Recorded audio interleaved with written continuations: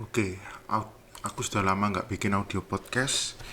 Dan audio podcast kali ini untuk kalian semua yang sedang berjuang di market apapun itu. Mau itu bursa Indonesia, bursa US, maupun kripto ataupun forex lah. Bursa apapun itu. Oke. Yang aku ingin bahas itu sekarang adalah titik nol. Pentingnya kita sebagai trader itu ada di titik nol atau netral. Yang aku jelasin dulu, titik dimana semuanya akan kembali ke awal, yang dimananya semua akan dimulai dari permulaan. Oke. Pentingnya titik nol ini dalam aspek semua kehidupan yang kali ini akan saya bahas lebih dari sisi aspek trading ya, karena ini tentang psikologi trading dan channel ini membahas tentang trading ya. Kita mulai dari awal, kita coba-coba trading dulu.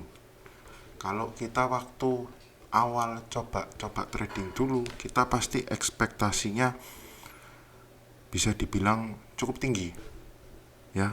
Kenapa aku bilang bisa cukup tinggi?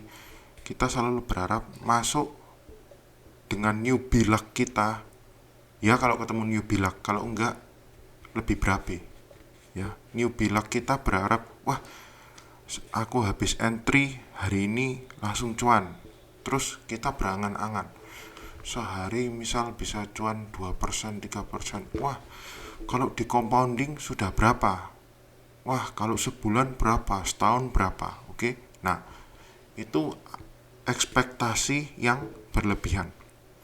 Nah, pada saat ekspektasi ini tidak memenuhi, tidak sesuai dengan realita kalian, akhirnya ekspektasi inilah yang akan menutup mata kalian dan akan menyebut trading itu scam.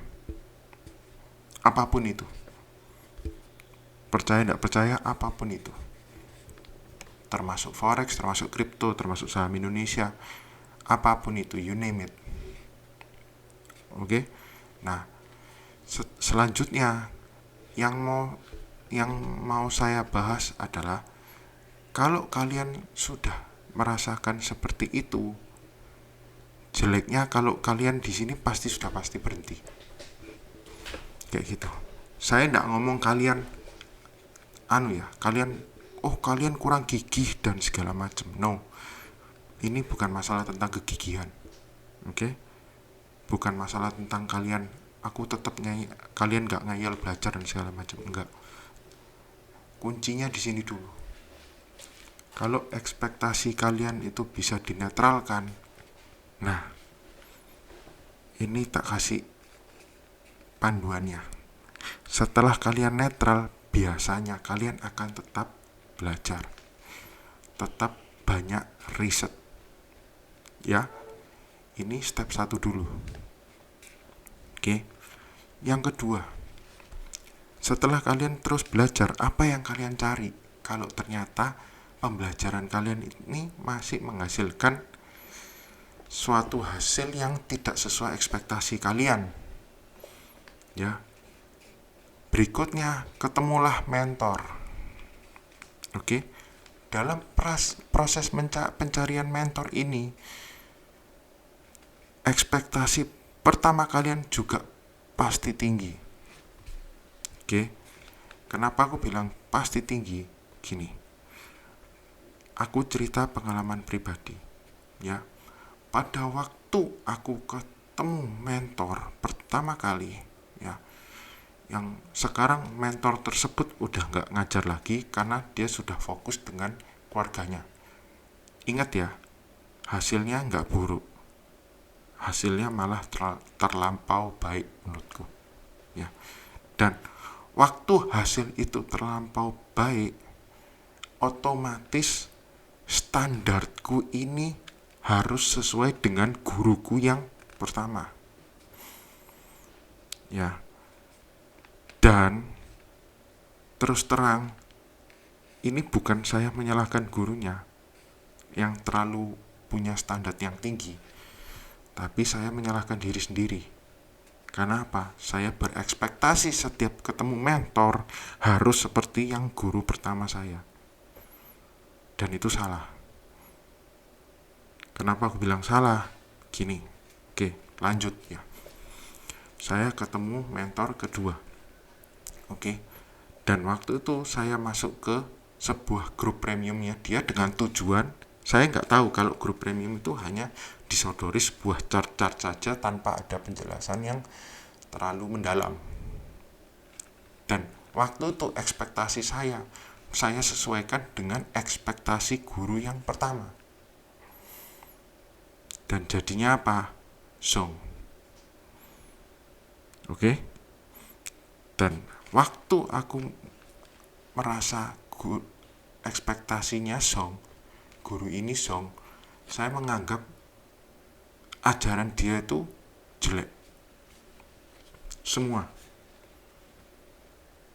tak anggap jelek. Tetapi dalam perjalanan itu saya ketemu dengan salah satu member atau muridnya yang sukses.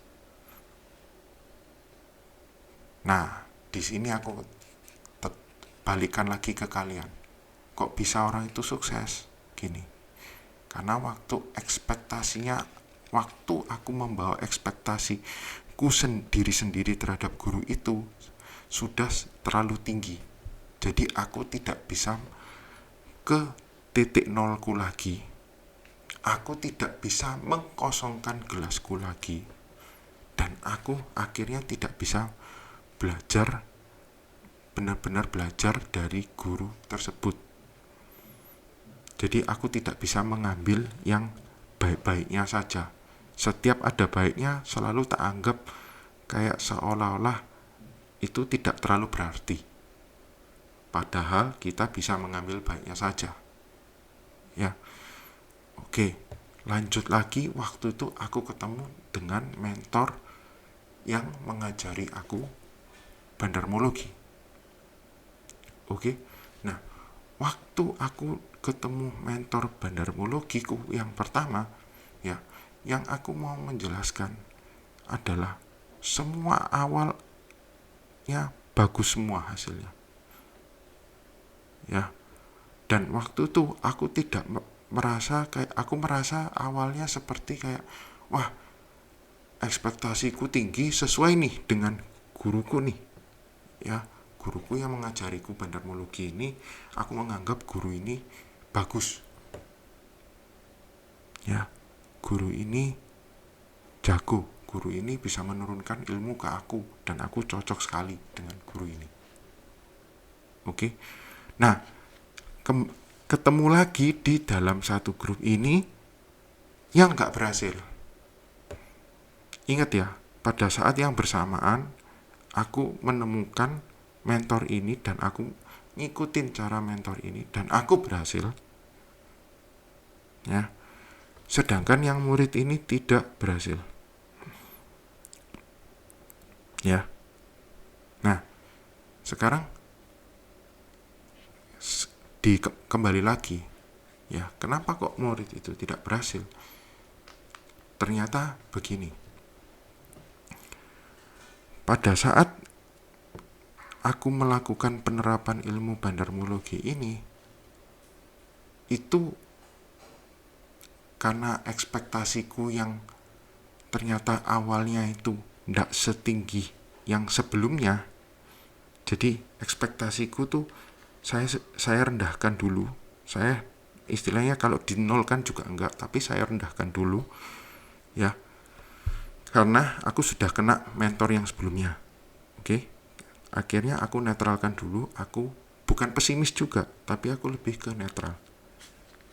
Dan pada saat aku di mentor ini, aku lebih banyak belajar mandiri dengan ilmu-ilmu yang diberikan mentor tersebut, mentor bandarmologi tersebut.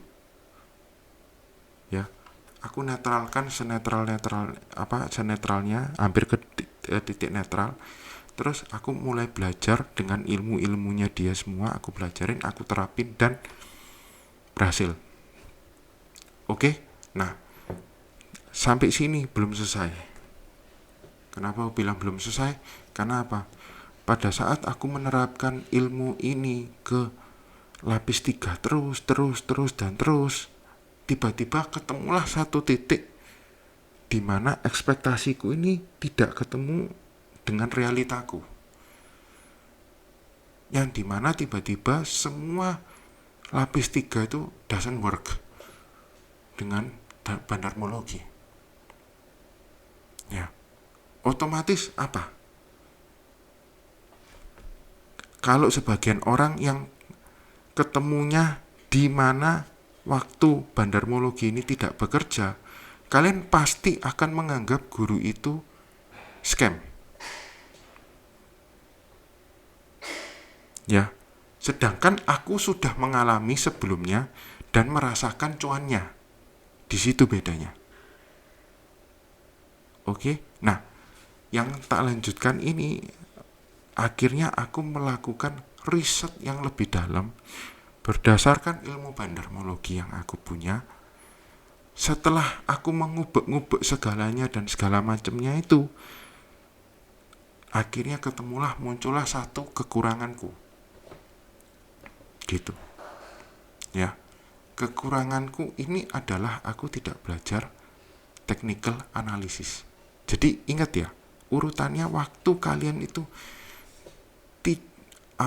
ilmu yang kalian terapkan berhasil dan tiba-tiba tidak berhasil, pasti ada satu kekurangan yang bisa dimasukkan ke ilmu kalian untuk menciptakan hal yang baru, bukan untuk mengeliminasi hal yang lama.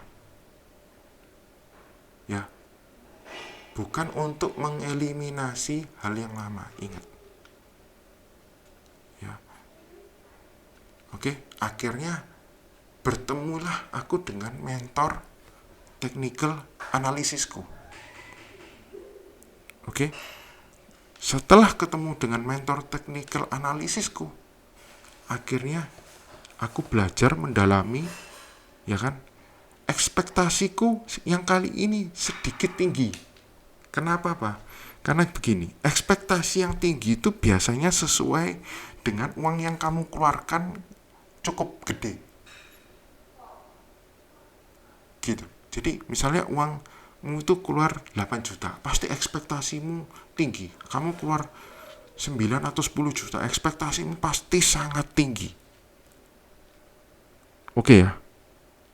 Sampai sini paham? Kalau sudah, baru lanjut ke mentornya. Waktu pembelajaran itu dimulai.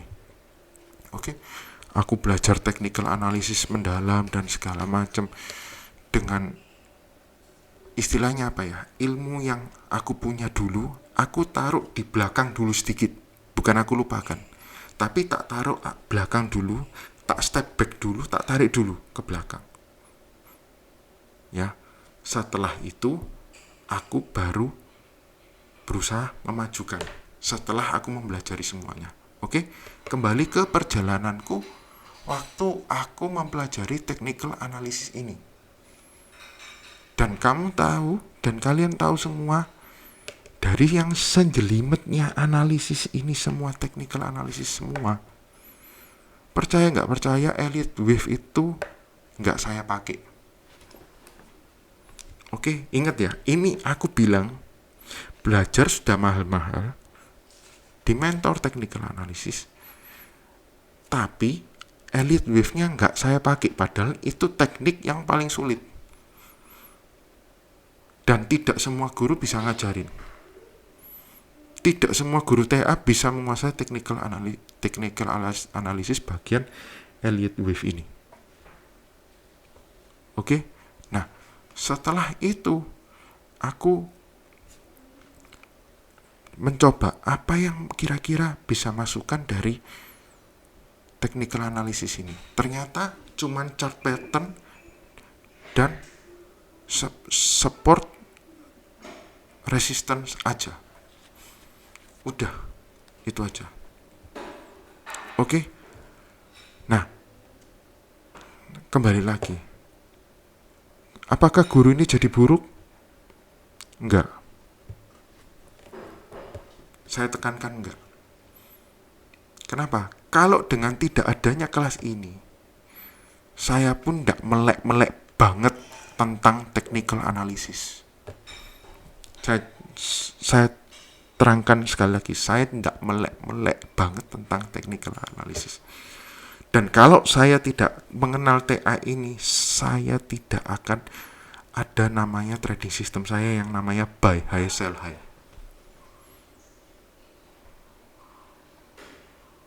Oke, lanjut. Setelah ketemu semuanya ini, berikutnya apa lagi? Trading system. Oke, ketemu sistem bagus. Wah, dikala market lagi enak, langsung beranggapan we can beat the market meskipun market bearish. Ya kan, ketemu saham yang bagus, wah sahamnya naik terus, kita optimisnya banget, we can beat the market. Tiba-tiba market jelek, jebret, semua second liner, semua third liner tiarap semua. Yang untung cuman scalper doang, karena dia mengambil momentum dari bawah sebentar-sebentar. Scalper untung terus, langsung lupa dengan teknik kita yang lama. Ya, langsung pindah strategi. Ya, waktu market bullish, oke, kita jadi scalper, menikmati semuanya dan segala macam. Oke, dinikmati. Market bullish tuh menikmati scalper menikmati cuan 2-3%. Loh, tapi kok swing itu kok enak banget, bisa 30%, 40%. Pindah lagi, swing lagi. Nah, pentingnya di sini titik netral lah pada sistem kalian. Netral gimana? Kalau memang sudah kena stop loss, market jelek tidak mendukung, ya sudah. Gitu. Ya.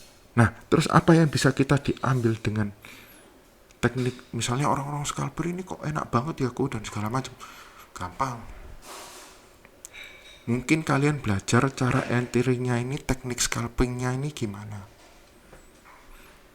Apakah dia ngambil dari inflow menitan? Kalau kalian misalnya gini, gampang aja, mungkin bisa digabungin. Oh, dengan swing kayak gini, ternyata ada teknik inflow harian yang bisa ditiru dari scalper dan kamu berusaha untuk meniru itu. Silakan. Jadi tidak semua sistemnya si scalper ini mentah-mentah kamu makan. Jadi tidak mentah-mentah karena ekspektasi sama realitamu nggak cocok. Sistemmu yang sudah bagus kemarin itu kamu buang semua.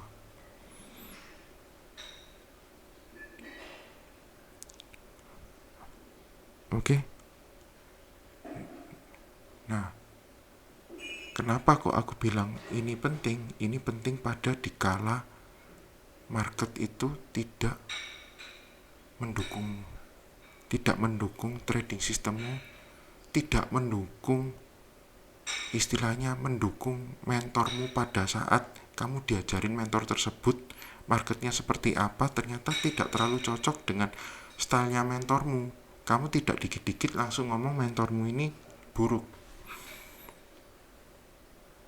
Ya, pada saat yang kalian awal-awal coba trading sebagai pemula, tidak serta-merta kalian langsung ngomong kalau trading tidak cocok untuk kalian.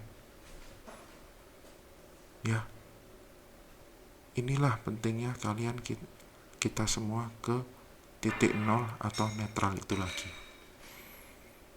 Oke, audio podcast hari ini sampai sekian. Semoga audio ini berguna untuk kalian yang berjuang di market apapun itu. See you in my next audio podcast.